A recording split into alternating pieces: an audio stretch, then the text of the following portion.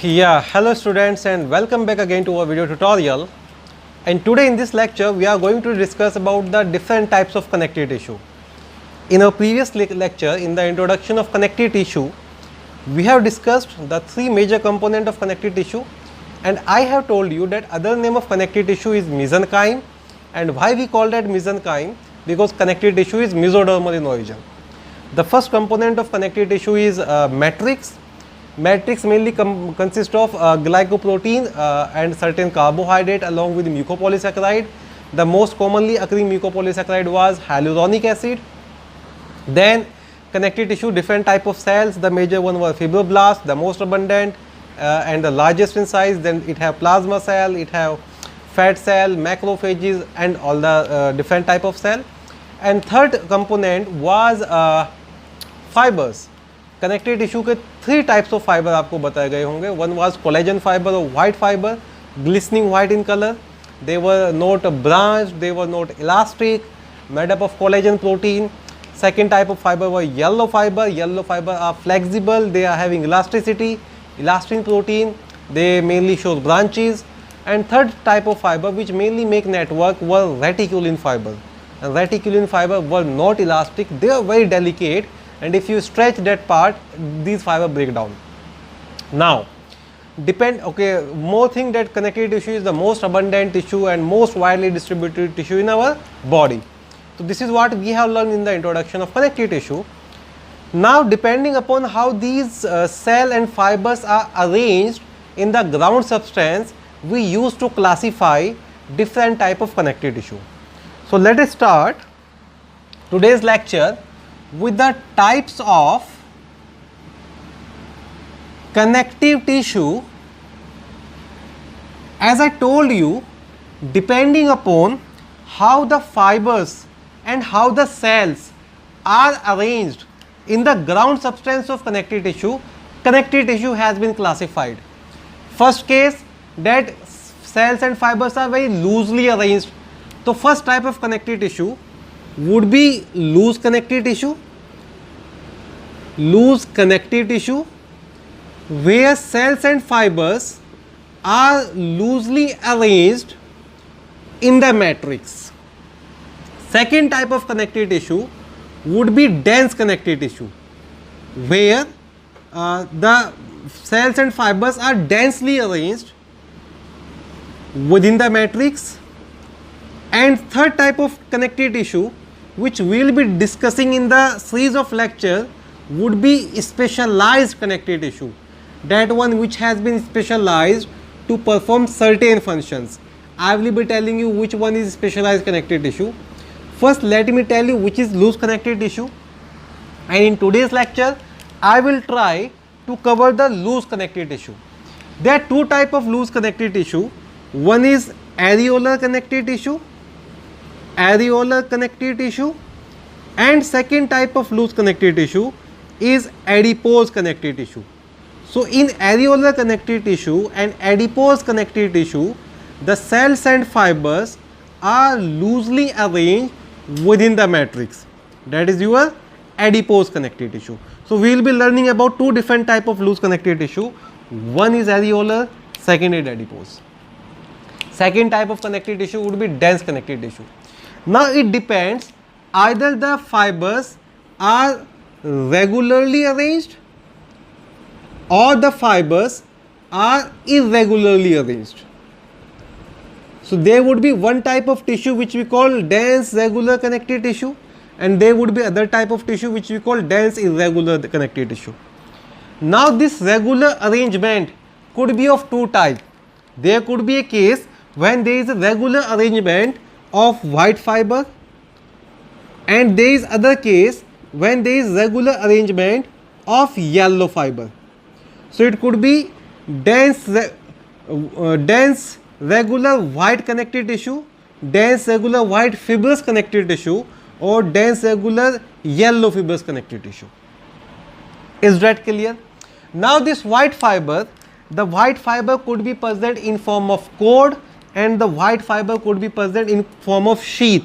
Later on we will be learning that there is a cord like arrangement of cord like regular arrangement of white fiber which are densely packed, or second, there is a sheath like regular arrangement of white fiber which are densely packed. I would love to mention here that this cord like arrangement of regular arrangement of white fiber in a dense connective tissue is referred as to tendon. जब आगे चल के ये हम discuss करेंगे तो I will be teaching you that tendons are simply made up of white fiber. White fibers are present in form of cord and this regular arrangement. Similarly, the yellow one, it could be again present in form of cord, or it could be again present in form of sheath. If there is a cord like arrangement, cord like regular arrangement of yellow fiber in dense connective tissue, we call that as ligaments. We call that as ligaments. So when we will be learning this tissue in detail, so I will be telling you what are ligaments and what are tendon. Ligaments are the structure which connect bone to bone and tendons are the structure which connect bone to a muscle. तो अभी आप ये सीख चुके हैं कि tendons are made up of white fibers and ligaments are made up of yellow fibers. So dense connective tissue, fibers could be regularly arranged, fibers could be irregularly arranged. Thank God there is no further classification in irregular. The regular is white, which are made up of collagen, white fibrous, or it could be yellow elastic. Yellow elastic could be cord sheath and white fibrous could be cord and sheath. That is about the dense regular connective tissue. Is that clear, bachcho? Now coming on the specialized. The specialized connective tissue, first I will be telling you about skeletal connective tissue. In specialized connective tissue, the first type we will be discussing is skeletal connective tissue. और skeletal connective tissue वो होता है जो body को support करता है.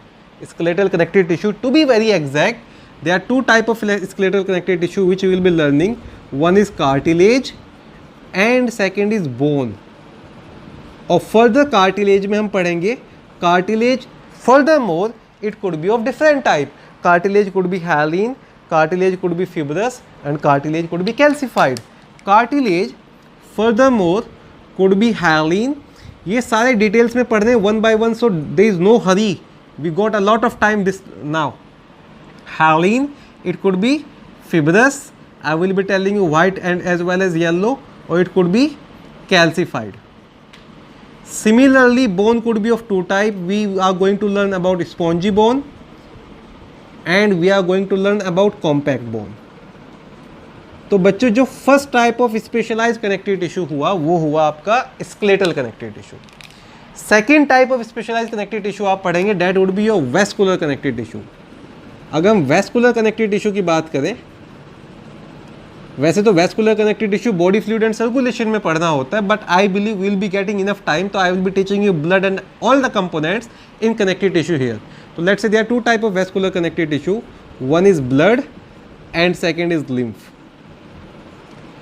Apart from skeletal connective tissue and vascular connective tissue, there are more.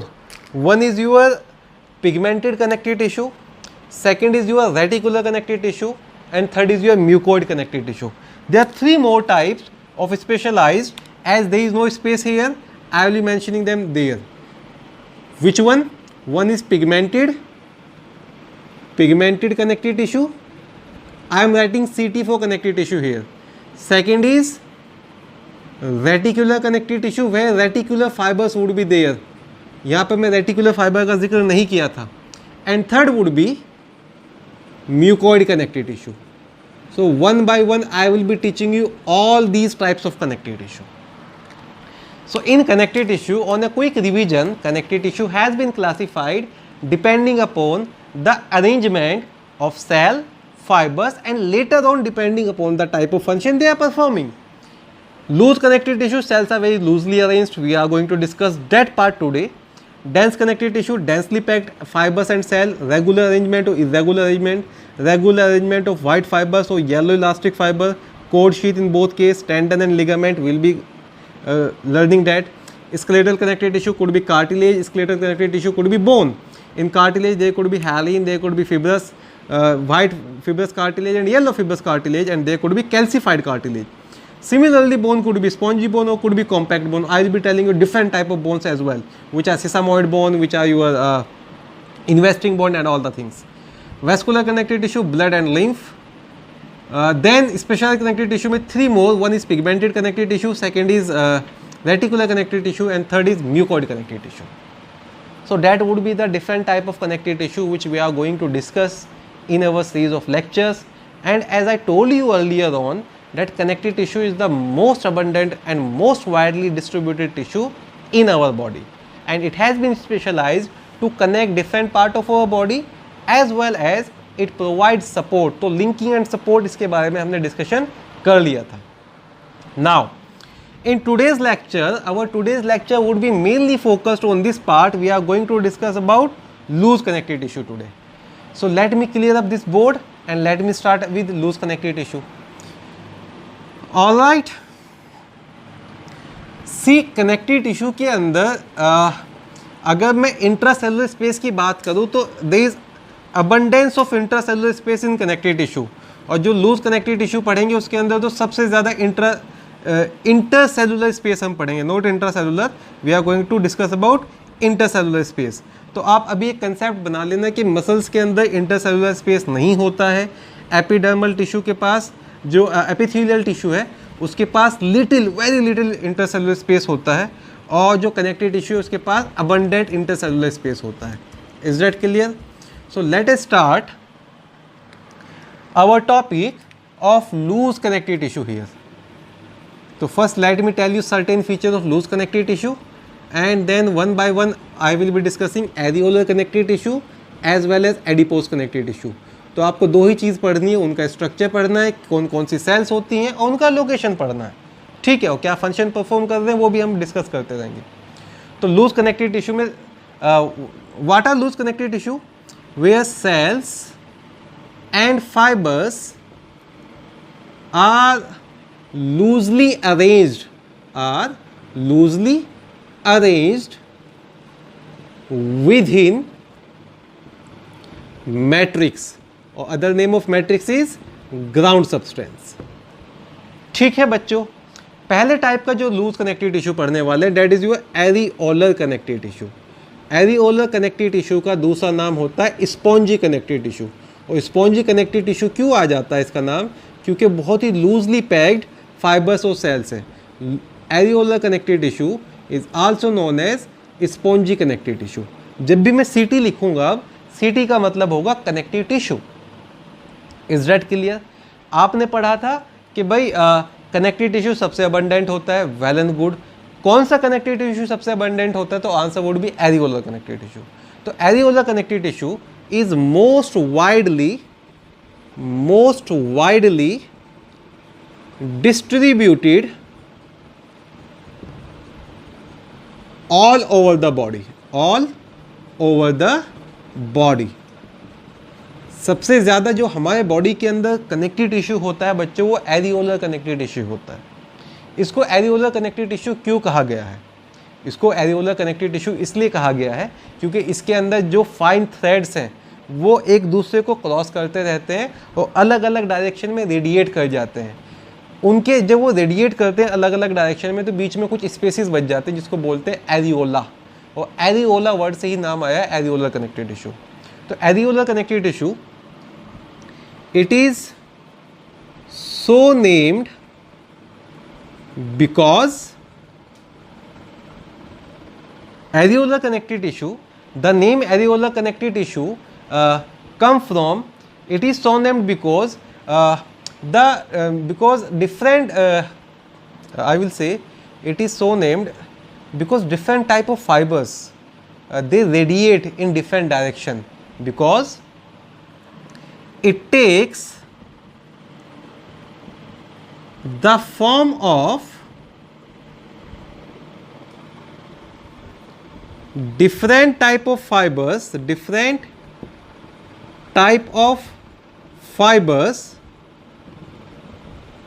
radiating in different direction,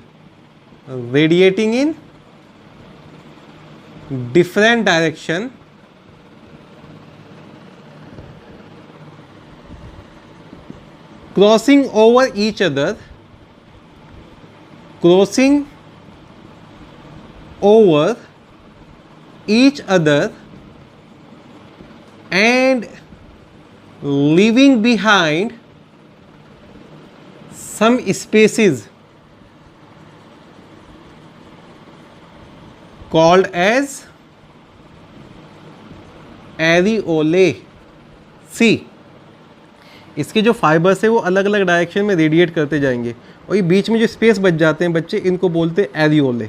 और इन्हीं स्पीसीज़ के अंदर खूब सारे अलग अलग तरह के सेल्स मिल जाएंगे हमें। मैट्रिक्स के अंदर ही रेडिएशन हो रहा है, तो ये जो स्पीसीज़ बन आए हैं एरियोले, यहीं से नाम आया था एरियोलर कनेक्टिव टिश्यू। तो अगर आपसे पूछा जाता है कि एरियोलर कनेक्टिव टिश्यू को एरियोल क्यों कहते हैं, क्योंकि एरियोलर कनेक्टिव टिश्यू का फॉर्म जो है वो किसकी वजह से आया है, वो फाइबर्स के अलग अलग तरह के रेडिएशन की वजह से आया है। And there is no fun in telling कि एरियोलर कनेक्टिव टिश्यू में मैक्सिमम इंटरसेलुलर स्पेस होता है। दे हैव मैक्सिमम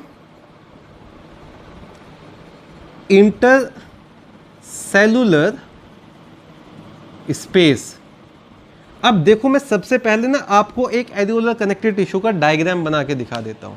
वो जो डायग्राम होगा I will be taking it from NCERT और बहुत इंपॉर्टेंट डायग्राम है। आई एम 200% श्योर कि जब कनेक्टिव टिश्यू का पेपर होगा उस डायग्राम की लेबलिंग ज़रूर आने वाली है। वो डायग्राम अक्सर एग्जाम्स में आता है और कई बार तो हमें लेबलिंग करने के लिए ही आ जाता है कौन सी स्ट्रक्चर कैसी है। तो जैसे हम कनेक्टिव टिश्यू के कंपोनेंट पढ़ भी चुके हैं तो शायद हमें डायग्राम बनाने में ज़्यादा दिक्कत नहीं आएगी। मैं आपको बता दूं, कनेक्टिव टिश्यू में तीनों तरह के, जो एरियोलर टिश्यू है, तीनों तरह के फाइबर होते हैं और majority of connective tissue cell होती हैं। तो थ्योरी वाला part I will be writing later on. For the time being let me make a section of areolar connective tissue here. तो लेट से आपने एक सेक्शन लिया एरियोलर कनेक्टिव टिश्यू का, और as I told you matrix is like ground substance. तो जो white वाला part दिखा है सारा का सारा मैट्रिक्स है। अब मैं एक एक करके एक सेल बनाता जाऊंगा, आप मुझे बताता जाना कि वो कौन सी सेल है। फॉर एग्जांपल मैं यहाँ पे एक सेल बना रहा हूँ और ये जो सेल है ये उसका न्यूक्लियस है और उसके पास कुछ ये साइटोप्लाज्मिक प्रोसेस है, something like this. It is having some radiating cytoplasmic process. तो इस सेल का नाम क्या हुआ बच्चे? This cell is fibroblast cell, right. हमने पढ़ा था स्ट्रक्चर। और जो फिब्रोब्लास्ट सेल है उससे कुछ फाइबर्स अरेंज हो रहे हैं जो बंडल्स में है। Which fibre appear in bundle, can you tell me? I don't have white colour, white colour white board पे नज़र भी नहीं आएगा, right. So it's better let you make it in green. So which are the bundle of fibres which are been shown in green colour, can you recognise them? I guess yes. And these bundle of fibres are collagen fibre. तो मैं साथ साथ ना labelling भी करता चला जाता हूँ। What are these structure here? These structures are collagen fiber, or let's call that white fibers. Which cell make these fibers? Answer is, ये जो आपने रेड में सेल बनाई है sir, this cell is, which cell it is? Please say fibroblast. Matrix कौन सी cell बनाती है? Answer would B fibroblast. तो मैंने आपको दिखा दिया फिब्रोब्लास्ट सेल और साथ में आपको दिखा दिया कुछ set of collagen fibre. Is that clear? Then एक बहुत बड़ा सा सेल यहाँ पर नज़र आ रहा है आपको। आपको ना पहचानना है एक्चुअली। लेट से इसकी सेल की शेप थोड़ी एमीबॉइड है और इस सेल का जो न्यूक्लियस है वो बहुत ही करेक्टरिस्टिक न्यूक्लियस है। इस सेल का जो न्यूक्लियस होता है वो थोड़ा बीन शेप होता है। और बीन शेप न्यूक्लियस कौन सी सेल में होता था? Do you remember that which cell is having that bean shape nucleus? This cell is actually macrophage. Here जो अपर साइड पर सेल नज़र आएगा that would be your macrophage here. Okay, अब मैं एक और सेल बनाने वाला हूँ। उस सेल का जो न्यूक्लियस है एनसीईआरटी में, आई पर्सनली बिलीव दैट उनकी ना लेबलिंग में कुछ प्रॉब्लम है। Let's say there is one cell here, और मैं तो ऐसे करके बनाऊंगा कि उस सेल का न्यूक्लियस कुछ ऐसा है, टू लोब्ड और समवॉट एस शेप्ड। तो which cell it is? You will be answering mast cell.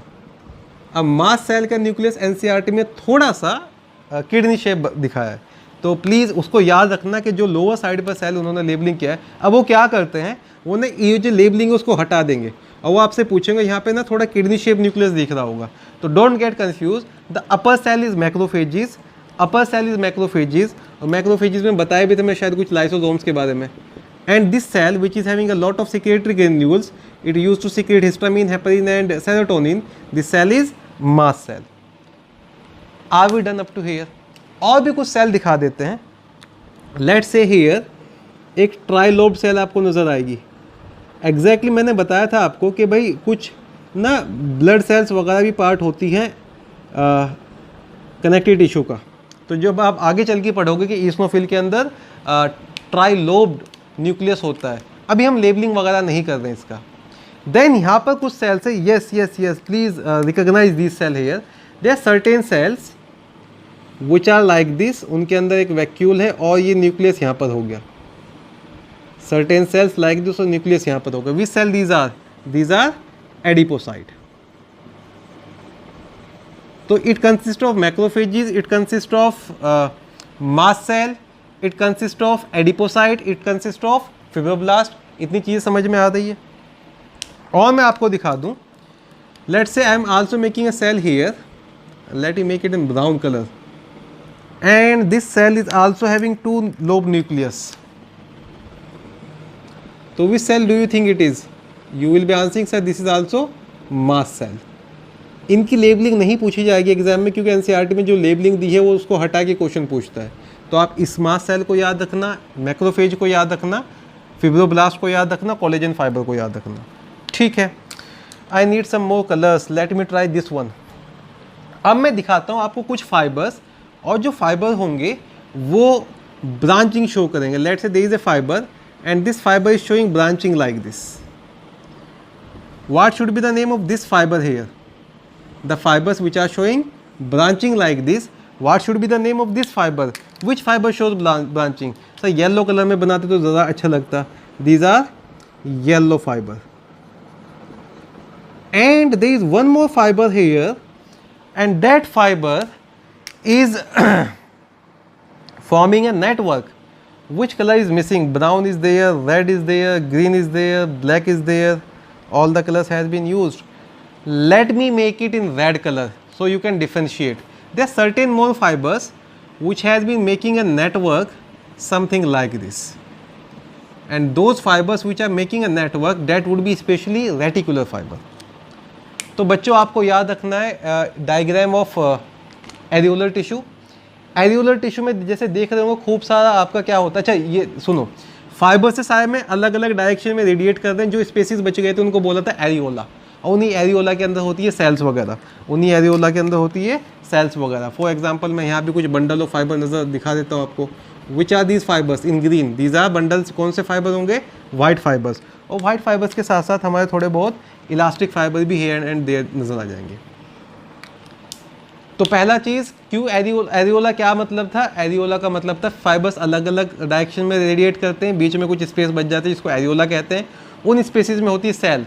कौन सी मेजर सेल याद रखनी है? First is fibroblast. You are not going to forget about this cell. It has been asked multiple time.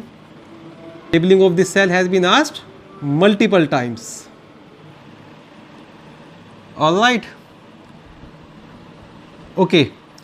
एक चीज़ और याद रखेंगे बच्चों, जब आप इसको माइक्रोस्कोप के अंदर देखेंगे ना टिश्यू के सेक्शन को, तो जो वाइट फाइबर्स हैं वो बहुत क्लियरली विजिबल हो जाते हैं. पर जो इलास्टिक फाइबर है, वो जो रेटिकुलर फाइबर है, वो क्लियरली विजिबल नहीं होते हैं. तो मैं आपको बताऊंगा कि कुछ किताबों में लिखा होगा कि रेटिकुलर फाइबर होता ही नहीं है एरियोलर टिश्यू में, जो ठीक नहीं है. अगर आप एलन वगैरह पढ़ेंगे तो उन्होंने मेंशन किया होगा कि भाई रेटिकुलर फाइबर नहीं है. But that is not correct to say. Reticular fibre is also present. आपके एनसीईआरटी के डायग्राम में कुछ फाइबर्स ना दिखाएंगे, वो they are certain fibres which has been present in form of network, और वो नज़र आ रहे हैं डायग्राम में. पर नॉर्मली आपको क्लियरली नहीं दिखते हैं, सिर्फ ये वाले ज़्यादा विजिबल होते हैं, इसलिए वाइट फाइबर्स को ज़्यादा मेंशन कर देते हैं. तो मैं वो करेक्शन करा दूंगा आपको कि भाई क्या याद रखना है. तो ये डायग्राम हो गया आपका एरियोलर कनेक्टिव टिश्यू का. तो एरियोलर कनेक्टिव टिश्यू में लेबलिंग वगैरह याद रखेंगे. अब मैं लिखवा देता हूँ साइड थ्योरी कि भाई एरियोलर कनेक्टिव टिश्यू में ग्राउंड सब्सटेंस होता है. ग्राउंड सब्सटेंस के अंदर कौन कौन सी सेल्स होती हैं. कुछ और सेल्स हैं जो मैंने नहीं बताई हैं, जैसे मैंने एडिपोसाइट बता दी, वो ग्रुप में होती है. इसके अंदर क्रोमेटोफोर भी मिलेंगी आपको, इसके अंदर कुछ प्लाज्मा सेल भी मिलेंगी, इसके अंदर मेसेनकाइमल सेल भी मिलेगी. वो मैं थ्योरी में लिख दूंगा. यहाँ पर मैं ज़्यादा कॉम्प्लिकेटेड नहीं कर रहा हूँ इस डायग्राम को. पहले ही बहुत टेढ़ा मेढ़ा सा लग रहा है मुझे जाते हुए. ठीक है, तो let us come on the theoretical part. जो जो चीज़ें आपको याद रखनी है कि भाई जो एरियोलर कनेक्टिव टिश्यू होता है उसमें ग्राउंड सब्सटेंस, फाइबर्स और सेल कौन कौन सी अरेंज होती हैं, और ये भी बता दूंगा कि कौन सी सेल सबसे ज़्यादा अबंडेंट होती है।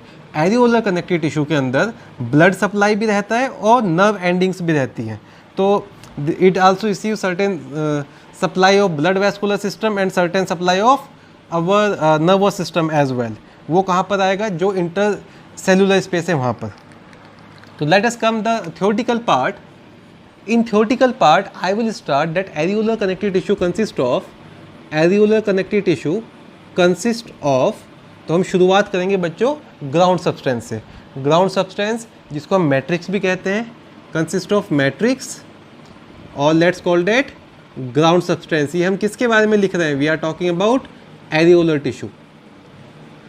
इसके साथ साथ it consist of white fibres, yellow fibers and reticular fiber. I am telling you it consists of reticular fiber, so just trust on me.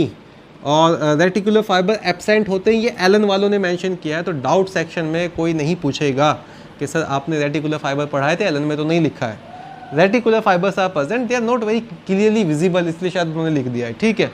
तो it consist of matrix, it consist of white fibre, yellow fibre as well as reticular fibre and cells like, now let us talk about the list of cell.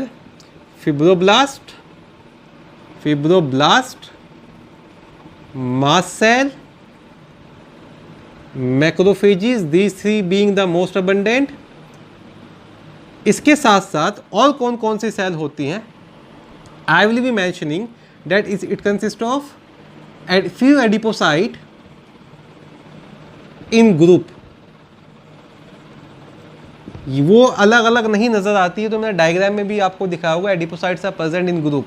It also consist of certain lymphocytes, it also consist of certain plasma cells, it also consist of certain chromatophores, chromatocyte and last but not the least mesenchymal cell. Mesenchymal cell are undifferentiated cell और totipotent cell, and they differentiate into all type of connective tissue cell. तो mainly जब composition की बात करते हैं, it consist of matrix, white, yellow and reticular fibre, cell like fibroblast, cell like mast cell, cell like macrophages, lymphocyte, plasma cell, mesenchymal cell, chromatophore, these are all present in connective tissue. I already mention that जो fat cell होती है, adipocyte होती है, they are seen in group. Out of these cell which are more in number, answer to that question would be mast cell, macrophage and fibroblast. Mast cell, macrophages and fibroblast being more in number.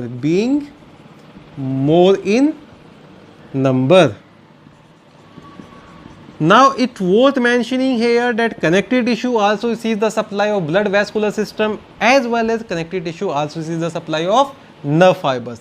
So blood vessels and nerve fibers are also present. Blood vessels and nerve fibers are also present. ये तो हो गया उसके structure के बारे में बच्चों। अब स्ट्रक्चर के साथ साथ आपको पता होना चाहिए connective tissue, areolar connective tissue की लोकेशन। जैसे मैंने आपको बताया ये सबसे अबंडेंट होता है, मोस्ट वाइडली डिस्ट्रीब्यूटेड होता है, तो आपको बहुत सारी जगह एरियोलर कनेक्टिव टिश्यू मिलेगा। तो हम अगर लोकेशन की बात करें कि वो लोकेशन कहाँ कहाँ पर है, तो let me tell you about location. In the end ना मैं एक वर्ड यूज़ करूँगा कि कनेक्टिव टिश्यू को पैकेजिंग टिश्यू भी कहते हैं। तो हमारे बॉडी के अंदर जितने भी ऑर्गन्स हैं, उन ऑर्गन्स के जितने भी कंपोनेंट हैं, उनको आपस में पैक करने के लिए कौन सा टिश्यू आ जाता है आपके पास, that is areolar connective tissue. आपस में पैक करने के लिए कौन सा टिश्यू आएगा, एरियोलर कनेक्टिव टिश्यू। एक मैंने पढ़ाया भी था आपको, endomysium is made up of areolar connective tissue. तो अगर आप देख रहे होंगे जो बंडल्स ऑफ मसल फाइबर थे, उनको आपस में पैक करने के लिए वहाँ पे क्या आ जाता था, areolar connective tissue. So let us discuss about the location. हम शुरू करेंगे बीनीथ द स्किन। हम जो शुरू करेंगे पहली लोकेशन वो बीनीथ द स्किन से शुरू करेंगे। So under my skin they is present areolar connective tissue, और उसको बोलते हैं subcutaneous tissue. It is present beneath the skin beneath the skin as subcutaneous. देखो क्यूटेनियस वर्ड स्किन के लिए यूज होता है, ये मैंने एनिमल किंगडम में ही बता दिया था आपको। और बीनीथ द स्किन माने सबक्यूटेनियस, एज सबक्यूटेनियस टिश्यू। तो अगर आपसे सवाल पूछा जाता है विच इज सबक्यूटेनियस टिश्यू, देखो बीनीथ द स्किन फैट भी होता है, पर सबसे ज़्यादा क्या है आपके पास, एरियोलर कनेक्टिव टिश्यू है। अब थोड़े क्लियर लोकेशन की बात कर लेते हैं।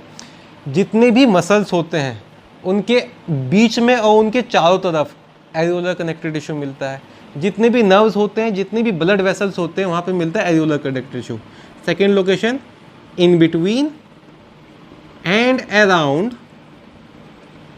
Muscles, blood vessels and nerves and nerve fibre, so let's call that nerves. हम आगे चल के इसके लिए as I am telling you packaging tissue नाम लिख देंगे। हमारे गैस्ट्रो इंटेस्टाइनल ट्रैक्ट, या अगर मैं बात करूँ मेरी इंटेस्टाइन का जो सब म्यूकोजा है वहाँ पे एरियोलर कनेक्टिव टिश्यू है। मेरा जो रेस्पायरेटरी ट्रैक्ट है, अगर मैं ट्रैकिया की बात करूँ, ब्रोंकाई की बात करूँ, वहाँ पर सब कनेक्टिव टिश्यू है। इन सब mucosa of gastro intestinal tract, gastro intestinal tract को बेटा हम GIT की तरह एब्रीविएट करेंगे आगे फिजियोलॉजी में चल के।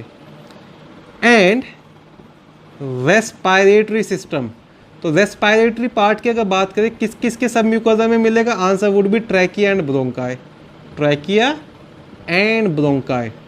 और अगर मैं बात करूँ GIT में सबसे ज़्यादा कहाँ मिलता है, answer to that question would be intestine. तो in the submucosa of intestine, in the submucosa of trachea, in the submucosa of bronchi क्या मिलेगा आपको, answer would be areolar connective tissue. हमने जो glands पढ़ी हैं उसके जितने भी लोब्स एंड लोब्यूल्स होते हैं, between the lobes and lobules of glandular epithelium, और मेनली कौन सी gland, compound gland, between lobes and lobules of compound gland, what you find there, answer to that question would be areolar connective tissue। तो subcutaneous tissue होता है बेटा around and between the muscles, blood vessel, nerve fiber, submucosa of GIT and respiratory tract, between the lobes and lobules of compound gland। यहाँ तक समझ में आ गया। और कहाँ पर होता है एरियोलर कनेक्टिव टिश्यू, होता है मिजेंट्रीज में और ओमेंटा में। It is also present in mesenteries and ओमेंटा।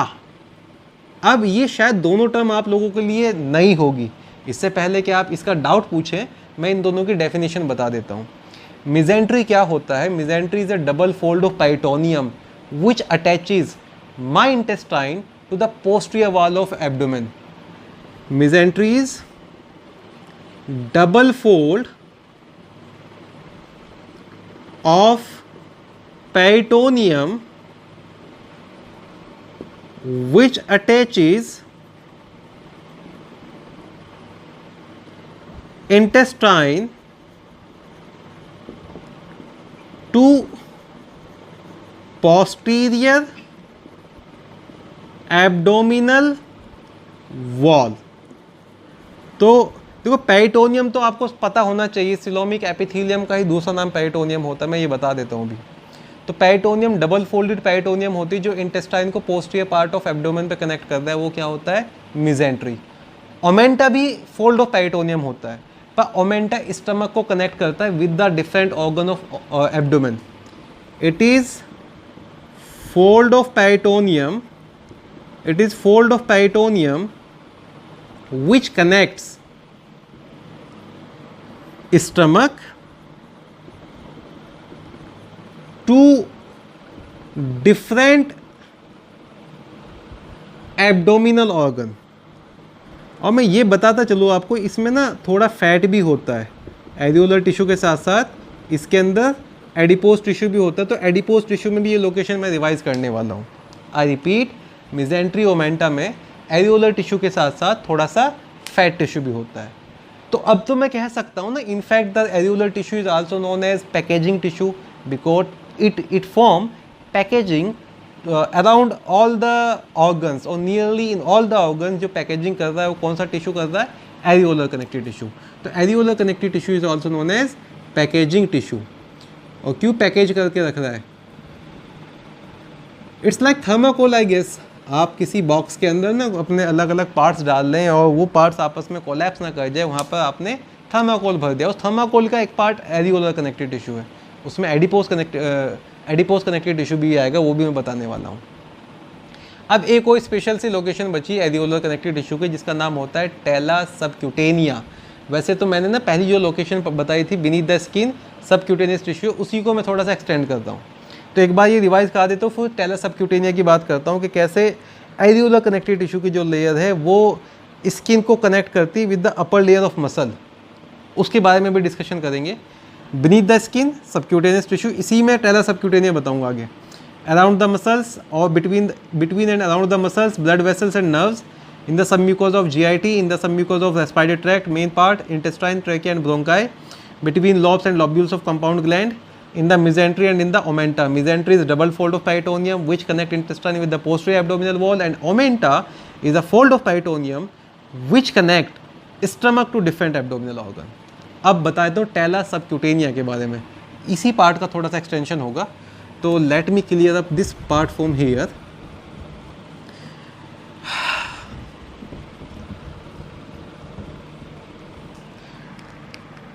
ये लोकेशन ना कई बार आती है क्वेश्चंस में, tela सबक्यूटेनिया।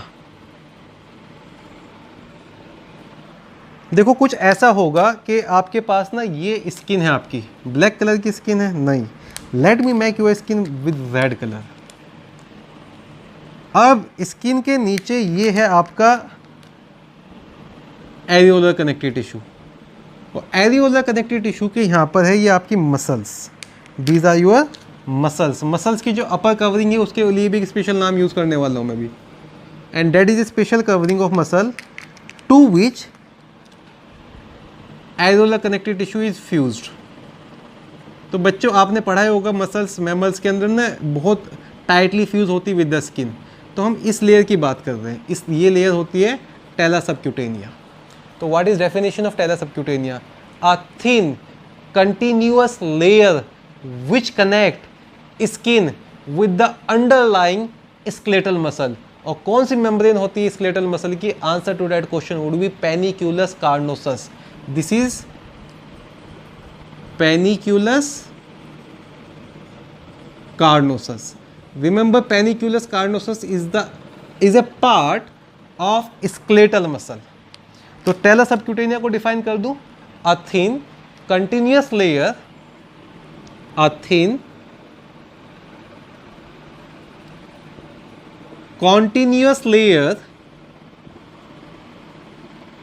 which connect skin with underlying skeletal muscles। और skeletal muscles की कौन सी लेयर होती है? वो पेनिक्यूलस कार्नोसस। तो आप याद रखेंगे बच्चों, panniculus carnosus is the layer of skeletal muscle and tela subcutanea is the layer of areolar connective tissue. And there is no fun in telling that in case of mammals, skin is tightly attached with the muscles. Skin is tightly attached with the muscles. ये हो गया बच्चों areolar connective tissue के बारे में। तो आप याद रख लेंगे कि areolar connective tissue most widely distributed होता है, उसको पैकेजिंग टिश्यू भी कहते हैं। बीनीथ द स्किन जो एरियोलर कनेक्टिव टिश्यू है वो टेला सबक्यूटेनिया है। ये तीन इंपॉर्टेंट पॉइंट। सब म्यूकोजा में भी एरियोलर कनेक्टिव टिश्यू ही पढ़ेंगे। और एरियोलर कनेक्टिव टिश्यू के अंदर सबसे ज़्यादा इंट्रासेलुलर स्पेस ही मिलेगा। और कौन कौन सी सेल्स अबंडेंट होती हैं? तीनों तरह के फाइबर्स होते हैं, fibroblast, mast cell and macrophages, they are most abundant. और लेबलिंग याद कर लेना प्लीज़। कहाँ कॉलेज देखो, चार ही लेबलिंग है शायद एनसीईआरटी में। मास्ट सेल को लेबल किया है नीचे की साइड, मैक्रोफेज को लेबल किया है ऊपर की साइड, एंड देन फिब्रोब्लास्ट की लेबलिंग है शायद, और कोलेजन फाइबर की लेबलिंग है। ये तो हो गया बेटा पहले टाइप का लूज कनेक्टिव टिश्यू। अब दूसरा जो टाइप का लूज कनेक्टिव टिश्यू था वो था adipose connective tissue. Adipose connective tissue का दूसरा नाम होता है fat connective tissue, adipose connective tissue, or let's call that fat tissue. क्यों फैट टिश्यू कहते हैं? क्योंकि इसका मेजर फंक्शन ही होता है स्टोरेज ऑफ फैट. जैसे उसका मेजर फंक्शन क्या था? पैकेजिंग ऑफ ऑर्गन्स, ऐसे इसका मेजर फंक्शन होगा स्टोरेज ऑफ फैट.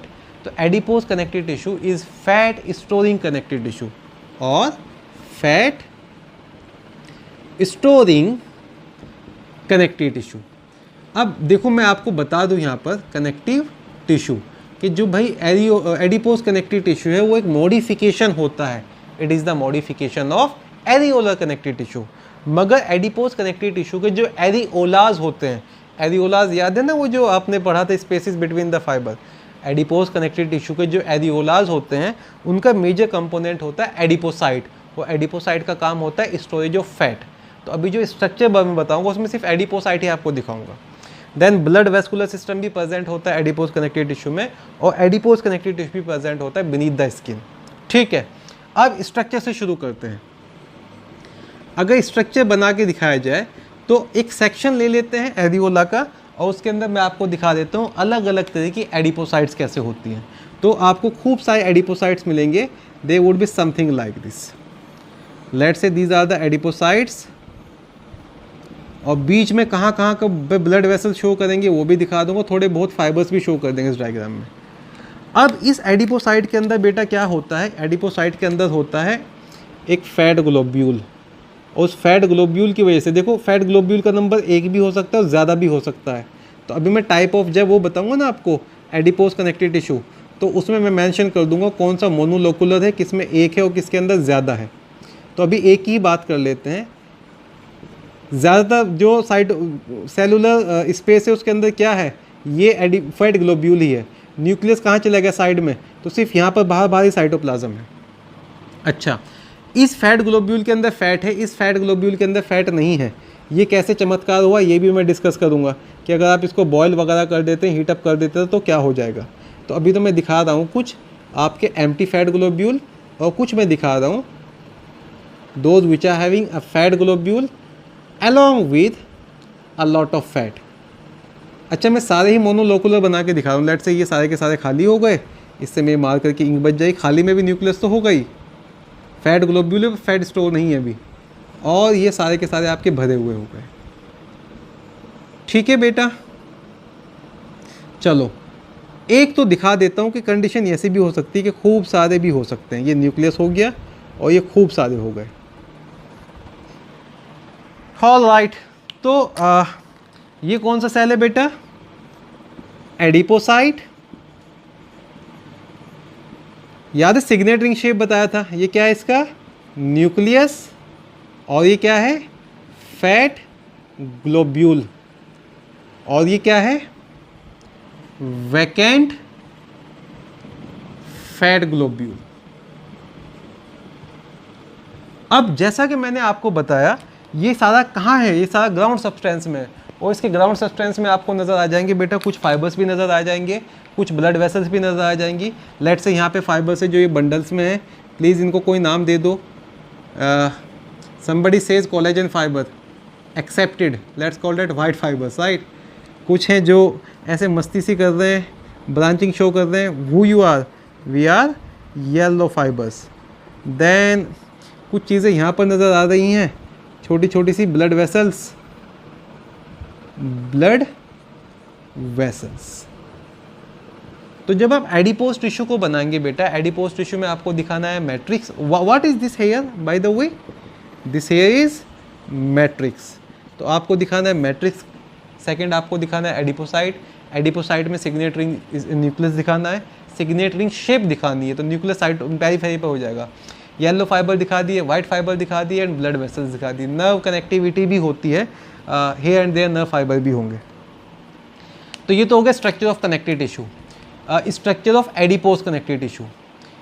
अब ये जो वैक्यूलेटेड है इसका केस बता देता हूँ. अगर आप इसको अल्कोहल के साथ ट्रीट करेंगे, if this tissue is treated with alcohol organic solvent, the fat would dissolve completely and adipocyte become vacuolated. Vacant fat vacuole कब हुआ है? Upon treatment with alcohol. ये कोलेजन फाइबर का बताया ना, वो हीट करने के बाद जेलेटिन में कन्वर्ट हो जाता है। आई गेस ये चीज़ बताई थी मैंने आपको कोलेजन फाइबर के बारे में। ऐसे ही इसको अगर फैट को हम एल्कोहल के साथ ट्रीट करें तो जितना भी फैट और ग्लोब्यूल में फैट जो स्टोर था वो सारा का सारा डिजोल्व हो जाता है। और कैसा हो जाता है ये वैकेंट हो जाता है, वैक्यूलेटेड हो जाता है टू बी वेरी एग्जैक्ट। अब हम पढ़ने वाले हैं दो अलग अलग तरह के फैट, वाइट फैट क्या होता है, ब्राउन फैट क्या होता है। तो structure is clear. Now let us start two type of adipose connective tissue or two type of fat connective tissue. One is our white fat and second is our brown fat. Brown fat को brown क्यों कहते हैं इसके बारे में question पूछा जाता है। लोकेशन दोनों की बता दूंगा और ब्राउन फैट और वाइट फैट में क्या फ़र्क होता है ये बता दूंगा। जैसे वाइट ब्रेड और ब्राउन ब्रेड में भी फ़र्क होता है ना, सब उनको खा के तो फैट ही होता है सारा। खैर, two types of adipose connective tissue depending upon the type of adipocyte they are having. First type of adipose connective tissue we are going to discuss is white fat. Second type जो पढ़ेंगे that would be your brown fat. अब बच्चों का मैं white fat की बात बताऊं, white fat में जो adipocyte होती है वो मोनोलोक्यूलर होती है। और मोनोलोक्यूलर का मतलब ये हुआ कि एक एडिपोसाइट के अंदर एक फैट ग्लोब्यूल होगा और ज़्यादातर सेल को फैट ग्लोब्यूल ने ही कवर कर लिया होगा। This is not vacuolated, this is having stored fat like this. अभी इसको एल्कोहल वगैरह का ट्रीट नहीं दिया है और इसका ये न्यूक्लियस होगा। तो समझ में आता है साइटोप्लाज्मिक पार्ट बहुत कम होता है और साइटोप्लाज्मिक पार्ट कम होगा तो माइटोकॉन्ड्रिया भी कम होंगे और माइटोकॉन्ड्रिया कम होगा तो एनर्जी प्रोडक्शन भी कम होगा। तो मोनोलेकुलर होता है due to less amount of cytoplasm, less number of mitochondria is available and they produce less energy. Due to less amount of cytoplasm, क्यों साइटोप्लाज्म लेस अमाउंट है? क्योंकि बहुत बड़ा सा फैट ग्लोब्यूल अंदर। Less number of mitochondrias which result in less production of energy.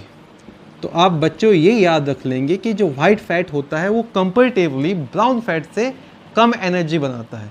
कितनी कम बनाता है ये मैं भी बताने वाला हूँ। 20 टाइम्स का कंसेप्ट क्या होता है, ठीक है बच्चे। अब पढ़ लेते लोकेशन के बारे में। वाइट फैट की लोकेशन कहाँ होती है वो बता दूंगा, फिर ब्राउन फैट के बारे में मल्टीलोकुलर होता है, क्यों ब्राउन कहते हैं एंड ऑल द थिंग, और उनकी लोकेशन बता दूंगा। जो वाइट फैट की पहली लोकेशन बताऊंगा डेट वुड बी पेनिक्यूलस एडिपोसस, जिसको हम हाइपोडर्मिस भी कहते हैं।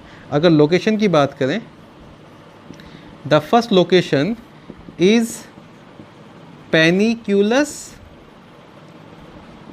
एडिपोसस। Panniculus adiposus is the other name of hypodermis. अच्छा देखो, एपिडर्मिस पढ़ लिया, epidermis epithelial cell, dermis connective tissue, और डर्मिस के नीचे जो होता है उसको बोलते हैं हाइपोडर्मिस। तो हाइपोडर्मिस को मैं ऐसे एक्सप्लेन कर दूंगा, that is a fat layer beneath the dermis. Hypodermis is fat layer beneath the dermis. अब अगर आप यहाँ पर बात करें, फॉर एग्जाम्पल दिस हेयर, जो भी हाथ में आ रहा है वो फैट कनेक्टिव टिश्यू आ रहा है। तो जो भी हाइपोडर्मिस वाला पार्ट होता है उसी का दूसरा नाम होता है पेनिक्यूलस एडिपोसस, और वो कहाँ का बना होता है? फैट का। तो आप ये तो समझ ही गए होंगे कि आपकी स्किन के नीचे एरियोलर कनेक्टिव टिश्यू होता है और एडिपोज कनेक्टिव टिश्यू होता है। Is that clear? स्किन के नीचे एरियोलर कनेक्टिव टिश्यू होता है और एडिपोज कनेक्टिव टिश्यू। कौन सा adipose connective tissue? Answer is white fat. तो सबक्यूटेनियस टिश्यू और hypodermis is made up of what? Answer would B white fat. Then if you punch me here, I don't feel any pain in my heart normally. Reason being, my heart is covered with fat. My kidney is covered with fat. My eyeballs are covered with fat.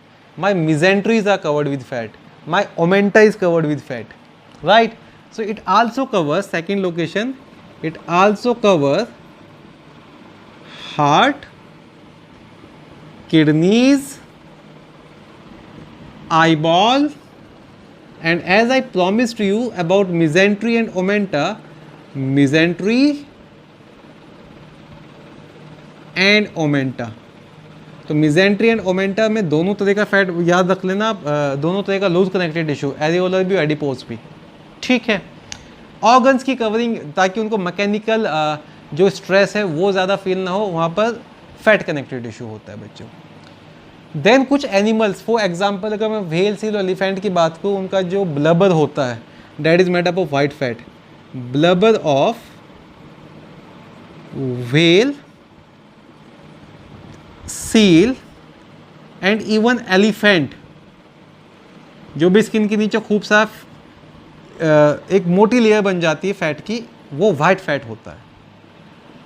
So paniculous adiposis or subcutaneous tissue in case of human, it covers the vital organ like heart, kidney, eyeball, mesentery and omenta. It is also present in the blubber of whale, seal as well as elephant. Camel वगैरह का अगर आपने hump देखा हो, उसके अंदर भी क्या होता है, white fat, hump of camel.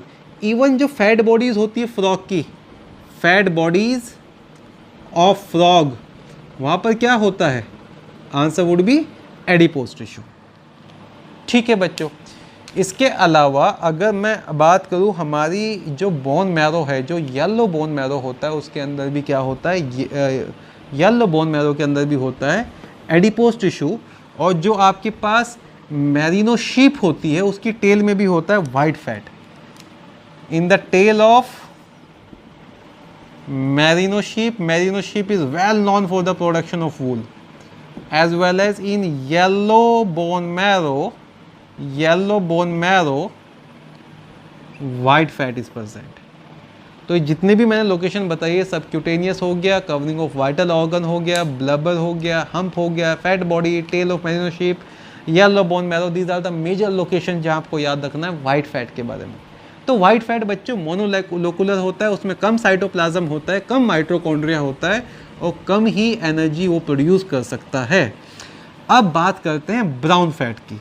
White fat बहुत कॉमन है, ब्राउन फैट इतना कॉमन नहीं होता है हमारे बॉडी के अंदर, हमारे अंदर नहीं होता है, हमें हाइबरनेट करने की ज़रूरत नहीं है, पर हाइबरनेटिंग एनिमल में मिलेगा ये, अभी मैं बताऊंगा क्यों मिलेगा।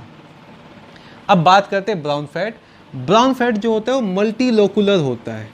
मल्टीलोकुलर का मतलब ये हुआ कि एक ही एडिपोसाइट के अंदर खूब सारे फैट ग्लोब्यूल्स होते हैं। अगर मैं ब्राउन फैट को बना के दिखाऊं तो छोटे छोटे फैट ग्लोब्यूल्स नज़र आ जाएंगे।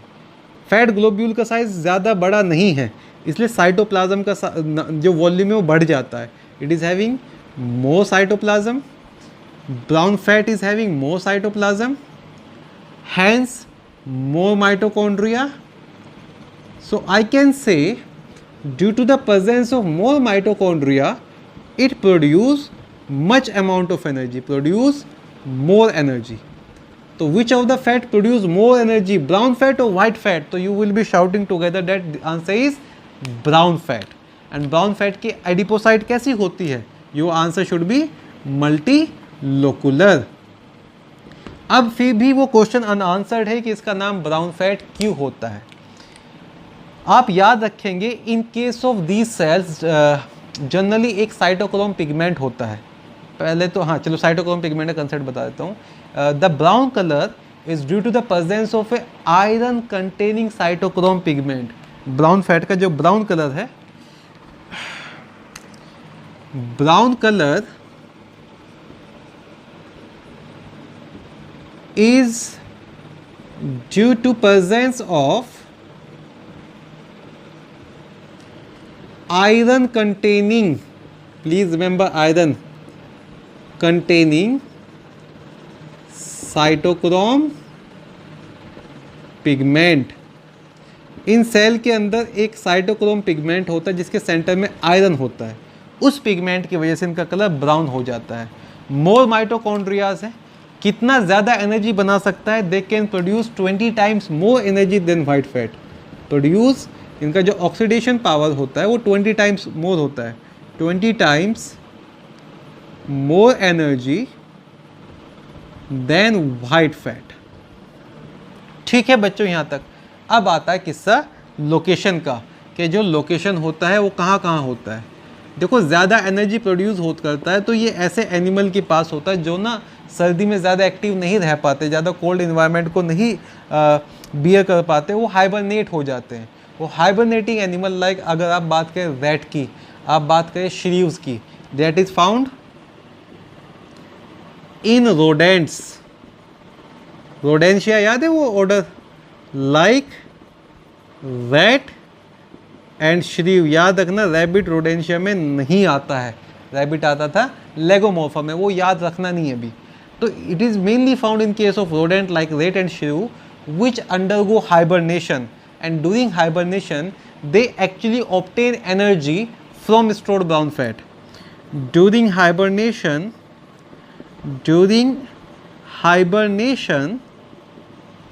they obtain energy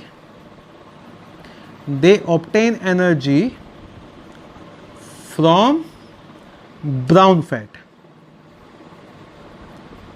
ठीक है बच्चों, और it is worth mentioning here कि जो न्यूबॉर्न बेबी होता है उसके अंदर ब्राउन फैट 5 to 7% होता है।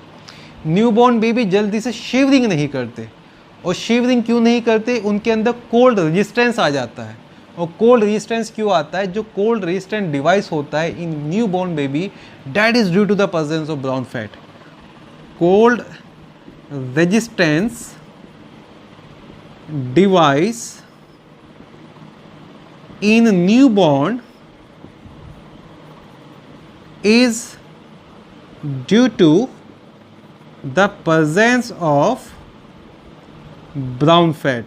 ऐसा नहीं आप एक्सपेरिमेंटली किसी नए बच्चे को एकदम से कड़ाके की ठंड में छोड़ दो कि चलो चेक करते हैं सर ने सही पढ़ाया था नहीं पढ़ाया था। लाइक अभी हमारे पास ब्राउन फैट का कंसंट्रेशन ऑलमोस्ट नेग्लिजिबल ही हो जाता है, बट बचपन में जो है वो about 5% to 7% fat in the body is brown fat. ये हो गया बेटा लूज कनेक्टिव टिश्यू के बारे में। तो लूज कनेक्टिव टिश्यू वो टिश्यू होता है जहाँ पे सेल्स लूजली अरेंज होती है, in matrix cells and fibres are loosely arrange, and they are of two type, one is packaging tissue that is areolar tissue, and second is your adipose tissue, and adipose tissue is of two type. एक और function बच जाता है adipocyte का। You know आप अभी तो नहीं पर हायर क्लासेस में जाके ये ज़रूर पढ़ेंगे कि adipocyte also act as temporary endocrine gland, and adipocyte makes a hormone, and name of that hormone is leptin. तो मैं लेप्टिन के बारे में थोड़ा सा बता देता हूँ आपको, और लेप्टिन एंड ओबिसिटी को कैसे आप रिलेट करते हैं उसके बारे में थोड़ा बता देता हूँ। क्योंकि जब भी हमारे दिमाग में एडिपोज टिश्यू का आता है, अभी जब फैट टिश्यू का आता है तो हमारे दिमाग में आता है मोटापा। तो एक लास्ट पॉइंट है लूज कनेक्टिव टिश्यू का, the name of that hormone is leptin. अब जो लेप्टिन हार्मोन होता है वो हमारे बॉडी में दो अलग अलग जगह बनता है। It is made by adipocyte, or let's call that adipose cell, as well as it is made by enterocyte present in small intestine. Leptin, it's a hormone produced by adipose cells and enterocyte of small intestine.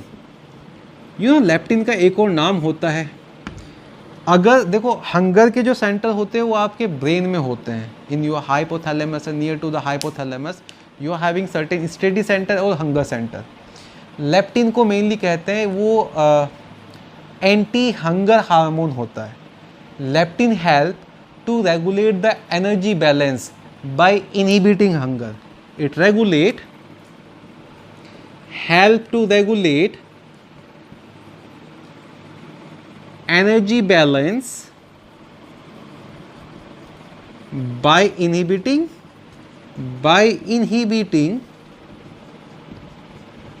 hunger।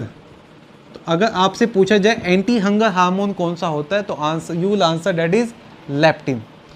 अब leptin की वजह से जो भी आपको भूख नहीं लग रही है तो आपका जो भी फैट स्टोर था एडिपोसाइट के अंदर वो डिमिनिश होना शुरू हो जाता है। तो help to regulate the energy balance by inhibiting hunger which in turn diminishes stored fat in adipocyte। Obviously आपको भूख नहीं लग रही, आप कुछ खा नहीं रहे हो, तो बॉडी काहे के ऊपर फीड करेगा, बॉडी काहे के ऊपर सर्वाइव करेगा? Answer would be stored fat of adipocyte. देखो leptin is the hormone which control our fat storage. Leptin, तो I can say that is leptin control fat storage. तो लेप्टिन कम आना शुरू हो गया तो यू बेटर नो क्या होना शुरू हो जाएगा, बहुत सारा खाओगे तो क्या हो जाओगे, मोटे हो जाओगे। मोटापा माने ओबिसिटी। देखो ओबिसिटी में क्या होता है कि there is a decrease sensitivity to leptin in our body. जैसे डायबिटीज़ मेलाइटस पार्ट 2 में, डायबिटीज़ मेलाइटस टाइप 2 में आपकी बॉडी के अंदर इंसुलिन रेजिस्टेंस आ जाता है, इंसुलिन के को आपका बॉडी सेल्स नहीं रेस्पॉन्ड करते हैं। Similarly in case of obesity there is a decreased sensitivity of leptin. It was mentioning here, in case of obesity is the other name of motapa, right? There is decreased sensitivity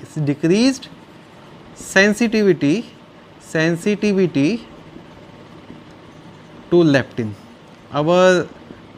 The patient body cells become insensitive to leptin. Leptin को sense ही नहीं करती, तो वो आपका जितना भी stored fat है उसको वो यूज़ ही नहीं कर पा रहा है। So there would be an inability to detect the extra amount of fat and there would be an inability to diminish the stored fat in adipocyte. तो आपके एडिपोस सेल क्या बनाती है? Leptin, hunger, anti hunger hormone. Leptin is anti hunger hormone. अगर आपसे कोई पूछे hunger hormone कौन सा होता है, हंगर हार्मोन बनाता है आपका स्टमक। कहते हैं पेट का सवाल है, भूख, right? Let's are jumping in your stomach, I don't care. उसका नाम होता है बेटा घ्रेलिन। ये मैं यहाँ डिस्कस नहीं करूँगा, I am just telling you. जो हंगर हार्मोन होता है that is secreted by the wall of stomach and that is ghrelin. तो दोनों के अंदर ना एक लाइक कोऑर्डिनेशन रहता है, लेप्टिन एंड घ्रेलिन के अंदर एक दूसरे के एंटागोनिस्ट भी होते हैं। तो घ्रेलिन ना याद है, जब एडिपोसाइट पढ़ रहे थे तो आप लेप्टिन के बारे में याद रखेंगे। So today we have discussed और we have learn about the loose connective tissue and this is all for today. I wish you a very good luck. आप अच्छे से पढ़ें, कनेक्टिव टिश्यू का first lecture and second lecture दोनों देखें, जो भी नोट्स है वो कंप्लीट करें। Ask me doubt if there is any, then in next lecture we are going to start about dense connective tissue, regular, irregular and all the dense part would be covered in that lecture. So students, this is all for today. I wish you a very good luck. Stay safe at your homes. Keep working hard. We really got a lot of faith in you. बड़ी उम्मीदें हैं आप लोगों से, आप अच्छा perform करें. See you tomorrow. Class is over. Thank you.